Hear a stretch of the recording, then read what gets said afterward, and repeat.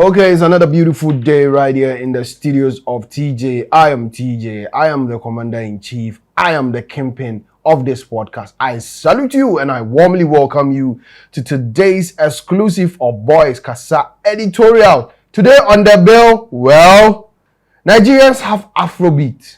What are we known for? Ghanaians, what are we known for? Nigerians have afrobeat. I'm repeating it again. What are we known for as Ghanaians? This be the matter we can discuss today. If you just tuned in, kindly subscribe to the channel. Let's do more of this. And before I continue with the podcast, let me appreciate my people from Nigeria. I salute you. Like I've been saying, the love you've shown to me is deep. I know I have a thing for Nigeria. I know I have a lot of Nigerian friends in Ghana, but the love Nigerians have shown to me is deep. And I appreciate it. Like I've been saying, I don't take you all for granted. I appreciate it.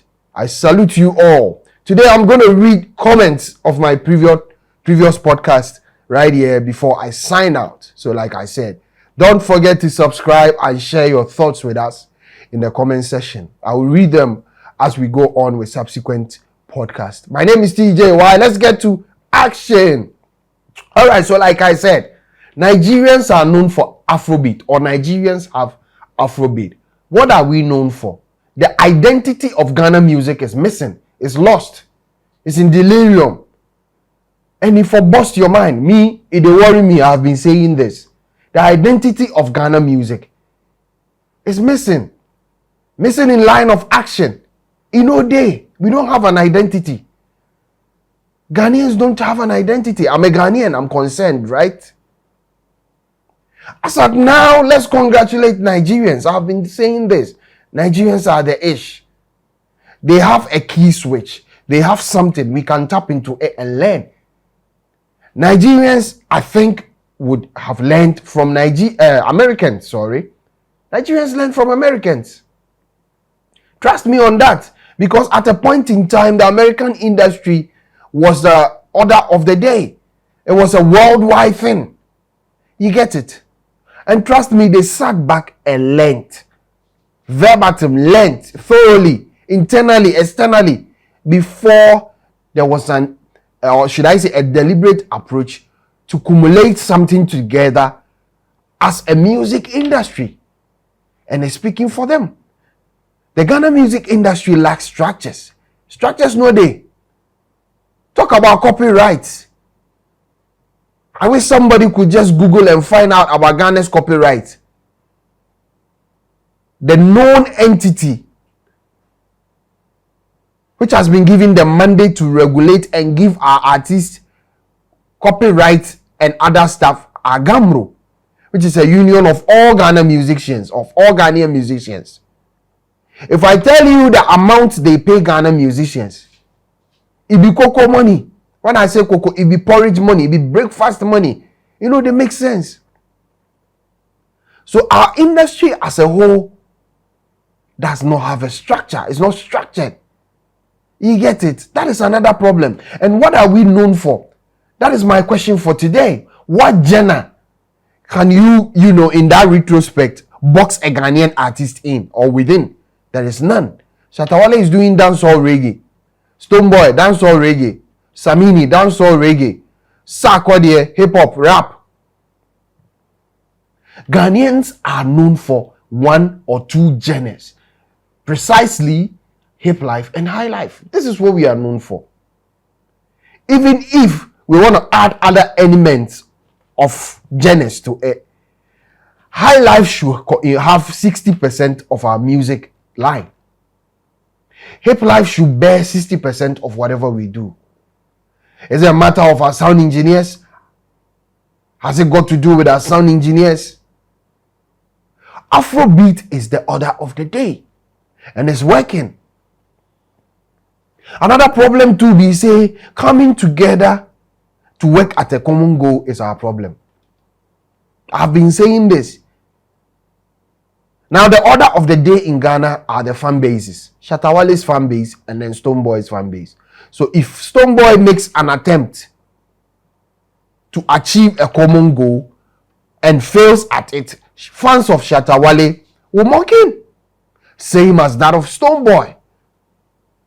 So if you just check the internet or the airwaves, fans of Shatta Wale were mocking Stonebwoy because when Stonebwoy failed to be considered by the Grammy Academy or board or whatever, you get it.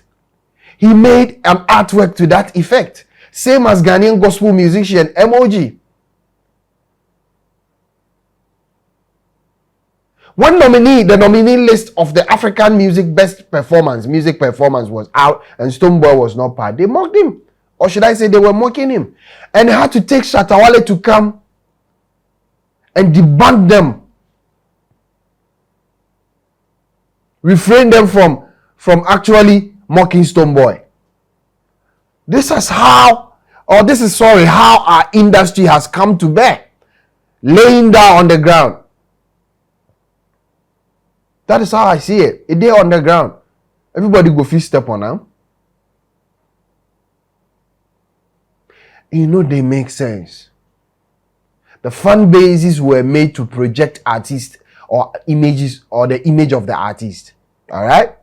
Now the fan bases have turned into an animatic point of mocking each other.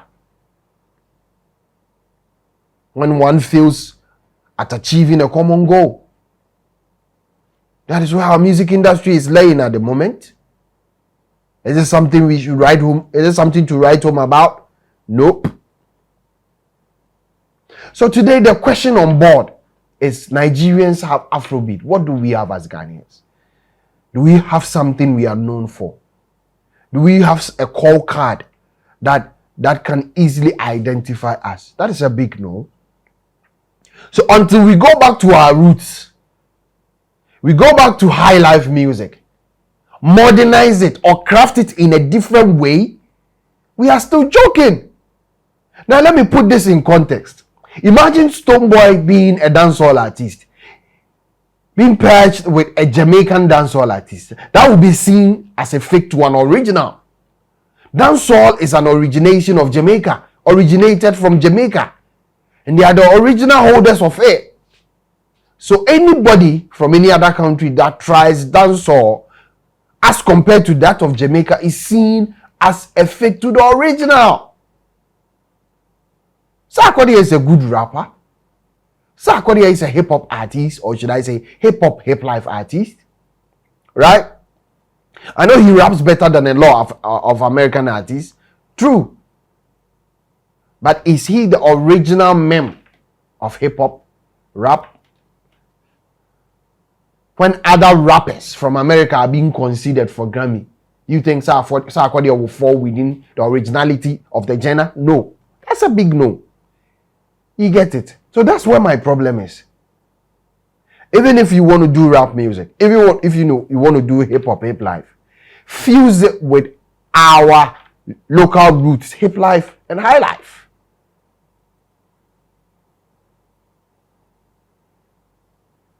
So like I'm saying, Black Sherif, as at now, is the only gentleman or only artist I see taking us to our global heights. He can take us global. Can we support him? Should we? Yes, of course, we have to. Would they pull him down? That is the problem with Ghana. If I am not doing it and you are doing it, I don't care. I don't care. I have to pull you down. It's one of our biggest problems in the industry as a whole. Let's push the gentleman. Black Sherif's genre is quite different. His style of music isn't it quite different? It's very different. He needs the support of every Ghanaian, all and sundry. We need to go on board his brand and push him. See him as a project and push him. Because if Black Sherif wins, Ghana has won. Can we do that? That's our biggest problem as Ghanaians. We don't care. Do it. If you win, hallelujah. If we have to criticize you, we won't. If we have to praise you, we give you a tip of the praise. I will still congratulate Nigerians. A deliberate attempt coming together. I know you have record labels. We are yearning for record labels. But have we asked ourselves one big question? Why are record labels not coming to our aid? Why are record labels not coming on board our industry? It means we have attitude in our problems. It means that we have our structure, or the structure of the Ghana music industry is weak. We had #1 who signed a lot of our A-list artists, Shatawale, Stonebwoy, Obibini, and a host of artists to his label. #1 currently has, I don't want to talk about it. It's not necessary. All right. So what I want to do is, or what I want to say is that let's find a particular gem. Let's go by it. Let's have a plan. Let's have a 5-year, whatever we want to call it, development plan, and push the agenda. Let's do that of Nigeria. I want us to touch that of Nigeria. Okay. Now, we sit here and then we pride ourselves with the fact that Nigerians learned the gem or learned music from Ghana. They picked certain elements from Ghana. I beg to differ. But if truth be told, and it's a yes to that, to this notion, let's just say it's true. They did that. That is what I call positive jealousy, right? They were not jealous negatively. Okay? They were jealous on the positive side. They looked at how we were doing our own, and then learned from it, right? Let's put it in that context. I beg to differ. Like I said, I beg to differ on that. They are doing things on their own. And it's good to learn from a project you see or you deem to be fit and good, right? Okay, so they learned something from us. That's okay. That's positive. That's good. And they've projected it. Where are they now? They are everywhere. They are global icons now. When you mention Nigeria in the music industry, it's not only Africa, but it's a worldwide thing, both internally and externally. All right? They are doing it. Now we nag and talk about the population of Nigeria, which is sort of aiding them in getting their numbers, right? That is what we talk about as Ghanaians, right? Okay. Now let's look at Jamaica and other countries, not even African countries, other countries that do not have numbers, right? La Bianca won an international award. Is Cameroon bigger than Nigeria? Is that what we are saying? That is a big no. I know we need numbers on the streaming platforms. We need to garner or gain like 6 million, 60 million views. But trust me, it is not the whole population of Nigeria that are giving them the numbers on their streaming platforms, right? It's a worldwide thing.